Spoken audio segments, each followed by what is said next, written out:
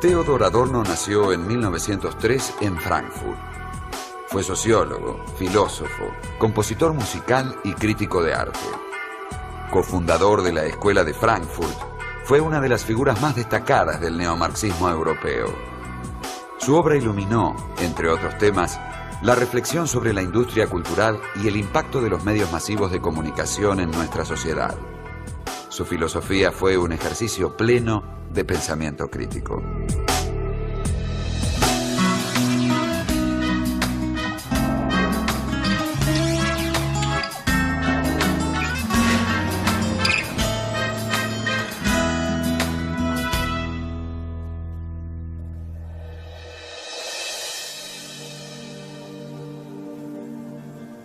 Bienvenidos, ¿cómo están ustedes? Hoy vamos a hablar de un pensador, y digo pensador porque no solo fue filósofo, sino que practicó en varios campos de la reflexión moderna. Digo un pensador de mediados del siglo pasado. El siglo pasado, saben ustedes que fue de los más tormentosos de toda la historia, por lo menos así lo parece a la mayoría de los historiadores. Se inicia con la gran revolución rusa, continúa con 2 guerras mundiales, alcanzan esas guerras un nivel de destrucción y de crueldad como todavía no se conocía en el mundo. Es un siglo de campos de concentración, de campos de exterminio, de Auschwitz, del Gulag y de todas esas cosas que saben ustedes. Y en medio de eso, la reflexión, naturalmente, agónica, continúa. Theodor Adorno fue un pensador típico de esta época convulsa. Se dedicó a la filosofía, desde luego, sobre todo en su rama de la estética, pero también a la sociología, también al psicoanálisis y también a una forma muy especial de literatura, los ensayos de Adorno. Adorno fue sobre todo un gran ensayista. Los ensayos de Adorno tienen una seducción especial. Su estilo es cualquier cosa menos sencillo. De hecho, hay un escrito famoso, uno de sus ensayos, se llama Skoteinos, es decir, lo oscuro, que es sobre el estilo de Hegel. Pero casi todo lo que dice sobre el estilo de Hegel valdría para el suyo. Es un estilo alambicado, es un estilo muy complejo, no nada fácil, y sin embargo es un estilo extrañamente seductor. El lector queda como prendido en una especie de red más o menos misteriosa. Bueno, Adorno formó parte, con Max Horkheimer, con Benjamin, con otros autores, de una de las empresas importantes anteriores a la Segunda Guerra Mundial, empresa intelectual, que fue el Instituto para las Investigaciones Sociales de Frankfurt. Cuando llegó el nazismo, todos esos pensadores, que eran pensadores progresistas, marxistas, judíos, fenomenólogos, psicoanalistas, etcétera, tuvieron que huir apresuradamente de Alemania y trasladaron su sede a Estados Unidos. Allí continuó funcionando el instituto de una manera distinta. Allí hicieron su primer gran estudio conjunto, que fue un estudio sobre la personalidad autoritaria. Allí se formó la figura de Adorno, que cuando volvió ya asentada y de alguna manera casi engrandecida después de este forzoso exilio.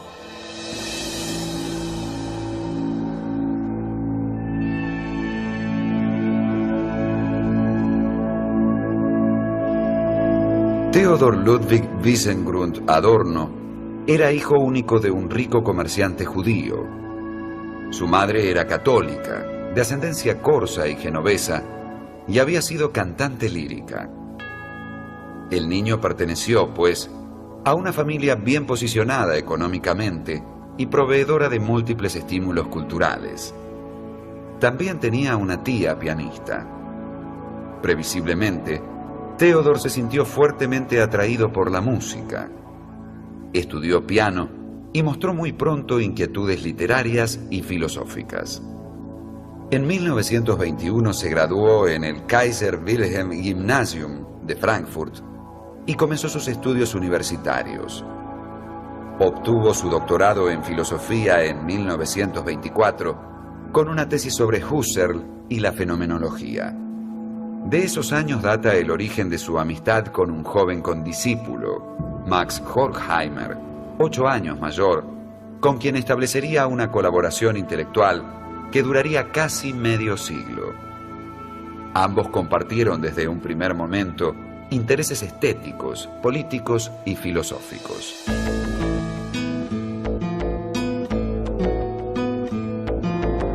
Hacia 1925, al mudarse a Viena, Adorno se vinculó con los músicos expresionistas y dodecafonistas, liderados por Arnold Schoenberg y Alban Berg, convirtiéndose en parte del estrecho círculo de promotores de la nueva música atonal. Comenzó entonces también a colaborar con algunos periódicos vieneses, entre ellos el Ambruch, del cual posteriormente llegaría a ser director entre 1928 y 1932. Mientras tanto, Horkheimer había fundado, junto con el historiador Karl Grünberg y con el sociólogo Leo Lowenthal, el Instituto de Investigaciones Sociales en Frankfurt. Adorno comenzó a colaborar a partir de 1932, si bien ya desde su fundación había mantenido buenas relaciones con sus miembros. Sus trabajos e intervenciones mostraron un espíritu profundamente crítico, influido tanto por Hegel y Marx como por algunos de los más destacados marxistas heterodoxos de la época, especialmente Ernst Bloch, Walter Benjamin y Georg Lukács. A pesar de su inclinación cada vez más decidida a un pensamiento neomarxista, sin embargo se mantuvo distante de la política de los partidos comunistas alemán y soviético. En 1933 publicó un estudio titulado Kierkegaard, la construcción de lo estético, que fue su tesis de habilitación y en el que reprochaba al filósofo danés su subvaloración del estadio estético respecto de los estadios ético y religioso. Ese mismo año, Adolf Hitler llegaba al poder. Adorno, al igual que Horkheimer y otros colegas del instituto, emigraron a otros países. El instituto, finalmente, estableció su sede en la ciudad de Nueva York. Adorno permaneció un tiempo en Londres, casándose en 1937 con una joven alemana a la que había conocido en Berlín, Gretel Karlpus. Poco más tarde, en 1938, aceptó la invitación de Horkheimer y se mudó a Estados Unidos, haciéndose cargo del puesto de director del proyecto de investigación radiofónica en la Universidad de Princeton. Entre 1939 y 1941, publicó numerosos artículos en la revista del Instituto de Horkheimer. Luego se trasladó a California, donde escribió junto a Horkheimer una de las obras más importantes del siglo XX, La dialéctica de la Ilustración, que, si bien estuvo terminada en 1944, no fue publicada hasta 3 años más tarde. En esta obra, los autores, que comenzaron a ser conocidos como la Escuela de Frankfurt, manifestaban su desencanto respecto del marxismo y la razón ilustrada, y denunciaban el modo en que la sociedad occidental había destruido su potencial emancipador. A la vez, señalaban la manipulación de la conciencia de las masas mediante el establecimiento creciente de una industria de la cultura que dificultaba cada vez más todo pensamiento crítico.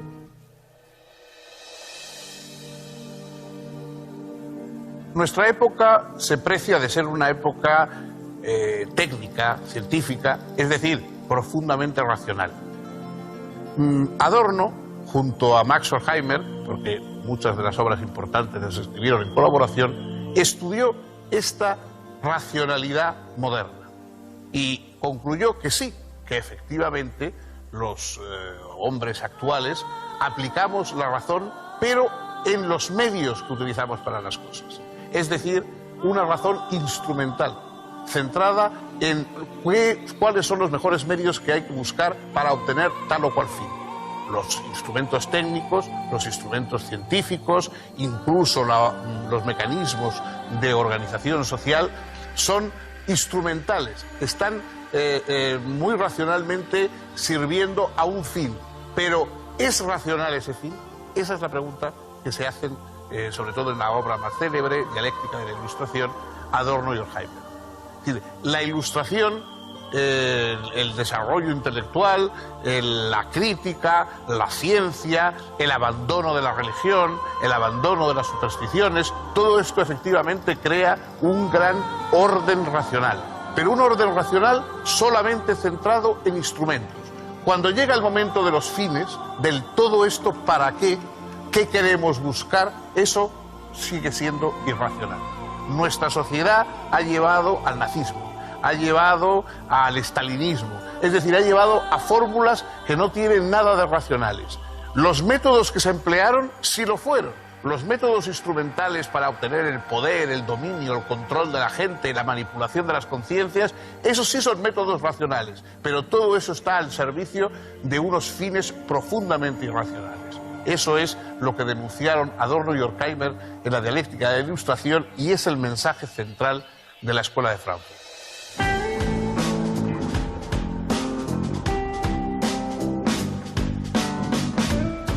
Mientras elaboraba con Horkheimer la dialéctica de la Ilustración, Adorno escribió otros 3 trabajos importantes: La filosofía de la nueva música, El cine y la música y Minima Moralia. Esta última obra, publicada recién en 1951, escrita en forma aforística y bastante influenciada por Nietzsche, ha sido considerada por muchos como su mejor escrito, a pesar de su manifiesto pesimismo. En 1949, Adorno, Horkheimer y otros colegas decidieron regresar a Alemania y reconstruir el instituto en Frankfurt, del que el propio Adorno llegó rápidamente a ser director. Algunos, en cambio, como Erich Fromm, Herbert Marcuse y Franz Neumann, prefirieron quedarse en Estados Unidos. En los años siguientes, Adorno siguió manifestando hostilidad tanto hacia el sistema capitalista como hacia los socialismos existentes. En 1955 apareció su obra Prismas, la crítica de la cultura y de la sociedad. Enunciaba allí que escribir poesía después de Auschwitz se había vuelto imposible, porque la alta cultura no puede estar por encima de las vicisitudes materiales e históricas. A este siguieron otros libros: Disonancias, la música en el mundo administrado, en 1956, Sobre la metacrítica de la teoría del conocimiento, también en 1956, y Notas de literatura, 4 volúmenes aparecidos a partir de 1958. Además, Configuraciones tonales, en 1959, Mahler, una fisonomía musical, en 1960, Intervenciones, 9 modelos críticos, en 1963, y muchos otros sobre temas musicales, sociológicos y literarios. Uno de estos textos, La sociología y la investigación empírica, generó importantes debates.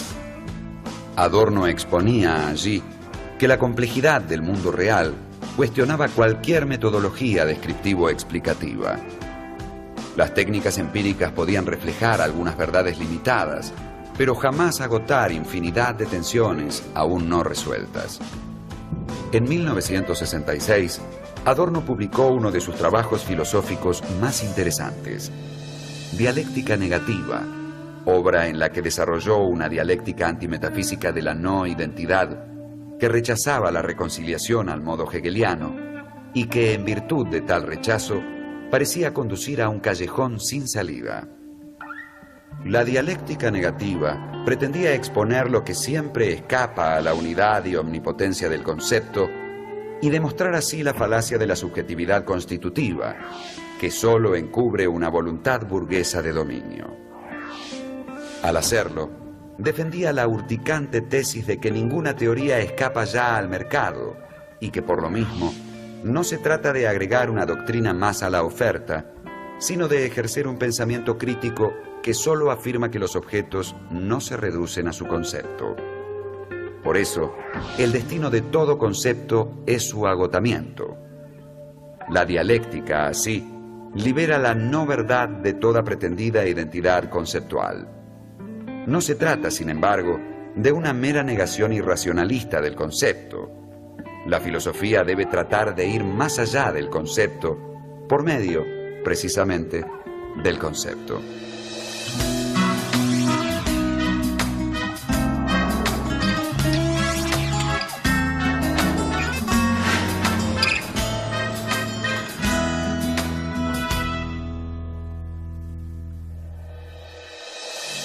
Adorno fue, si no el primero, por lo menos quizá el más destacado, de los pensadores que comenzaron a reflexionar sobre un fenómeno profundamente actual, profundamente contemporáneo: los medios de comunicación de masas y las posibilidades que tienen tanto para lo bueno como para lo malo.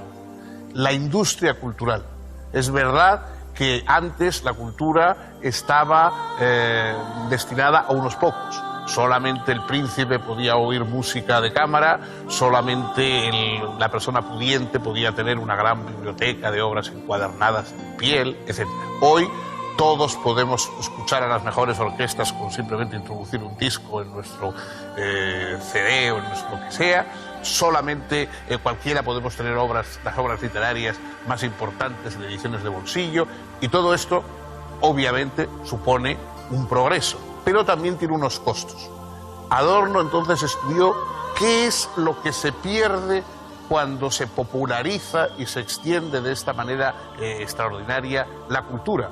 Esa cultura supuestamente al alcance de todos no va perdiendo algo del énfasis crítico, no va perdiendo algo de la capacidad rebelde que encerró en un primer momento. Al extenderse, al ponerse al alcance de todos, no se va domesticando y no va perdiendo todo su mordiente de crítica de la sociedad y de posibilidad de transformación y de revolución. Y por supuesto, los grandes medios de comunicación, que son tan potentes y tan importantes, lo mismo pueden servir, sí, para difundir temas educativos y culturales, pero también para manipular conciencias, para imponer consignas.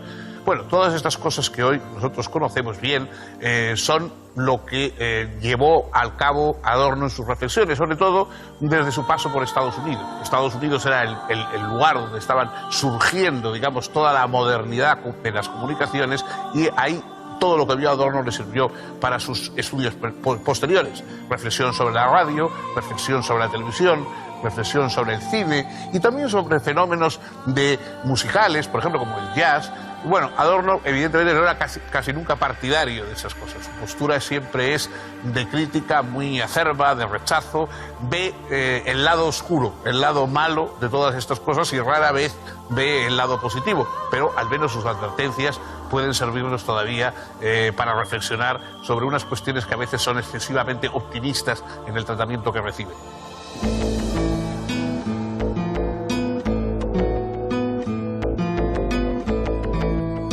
Vinculados a la dialéctica negativa, aparecieron otros dos textos filosóficos de Adorno, en forma casi inmediata: La ideología como lenguaje y La jerga de la autenticidad. La última obra de Adorno, su teoría estética, quedó inconclusa a causa de su muerte en agosto de 1969 en la ciudad suiza de Visp, como consecuencia de un ataque cardíaco. Fue, sin embargo, publicada póstumamente. Vemos en ella que, hasta el final de su vida, Adorno continuó defendiendo la relevancia del pensamiento crítico. Cada acto profundamente crítico, decía, es como una botella lanzada al mar para futuros e ignotos destinatarios. Y uno de los mensajes básicos de esa botella es que la industria actual de la cultura escamotea constantemente a sus consumidores lo que permanentemente promete, a saber, una promesa de felicidad plena que es irrevocablemente ilusoria. Tal ilusión se funda en la circunstancia de que los productos de la industria de la cultura no son obras de arte luego convertidas en mercancías, sino que desde el principio son artículos producidos solo para ser vendidos en el mercado. No obstante, hay obras de arte, aunque éstas sean una y otra vez utilizadas y manipuladas por la industria de la cultura para sus propios fines. Pero aún así, cada obra de arte representa el entero mundo social en el que se inscribe. Esto se demuestra particularmente en el caso de la historia de la música, en virtud de su carácter de lenguaje no conceptual ni discursivo. Adorno expresó que nuestro mundo está tramado por una tela hilada por la burocracia y la tecnocracia. La libertad personal ha sido destruida por la concentración del capital y por la cultura de masas. La capacidad de pensamiento crítico agoniza. La obra de Adorno se propone, precisamente, socavar los sistemas cerrados de pensamiento y dificultar a la sociedad todo intento de afirmación no reflexiva. Actualmente, sus obras completas, que se hallan en curso de publicación, ocupan ya más de 20 volúmenes y cubren un amplio espectro de intereses. Desde una crítica de los principios filosóficos tradicionales y de la naturaleza de la razón instrumental en la cultura occidental, hasta una filosofía del arte y de la cultura que denuncia la disolución del goce individual en la apariencia social del goce.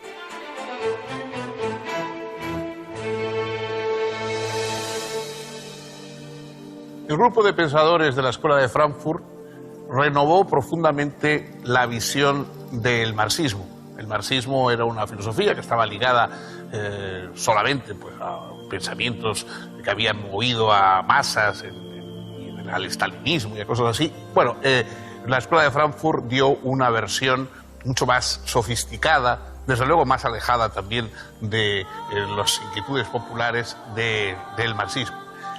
Lo unió marxismo, fenomenología y psicoanálisis, y hizo un pastel teórico muy importante y que en su momento fue extraordinariamente revolucionario de lo que se estaba haciendo y reflexionando en Europa. Hoy probablemente ha quedado un poquito atrás. Digo poco porque después de todo Adorno es un pensador muy reciente.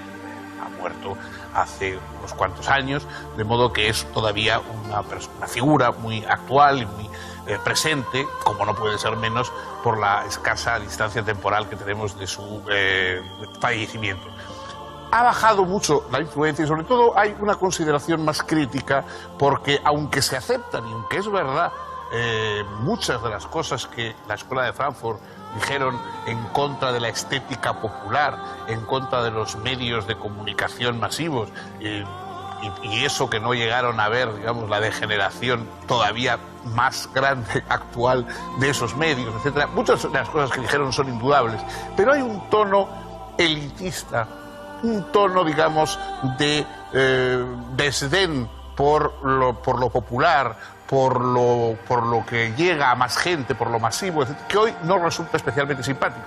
O sea, comprendemos las reservas y comprendemos las objeciones que hace Adorno a muchos entretenimientos masivos, manipulados, degradados, privados de todo fondo un poco crítico, pero esa actitud de desprecio generalizado hoy nos resulta, esa altanería, hoy no nos resulta simpática. Yo creo que además, sobre todo, impide ver los aspectos positivos que se van abriendo paso en medio de esa comunicación masiva. En cualquier caso, la aportación de la Escuela de Frankfurt y en concreto la figura de Adorno ha sido decisiva para la autocomprensión de nuestra contemporaneidad y sobre todo de aquello que más se centra en este momento, que es los medios de comunicación audiovisuales y la gran industria montada en torno a la promoción cultural. Hasta aquí hemos podido llegar hoy. Si quieren ustedes, el próximo día acompáñennos, por favor, y continuaremos rematando nuestra visión de lo que ha sido el pensamiento occidental y ese fenómeno extraño y necesario que es la filosofía.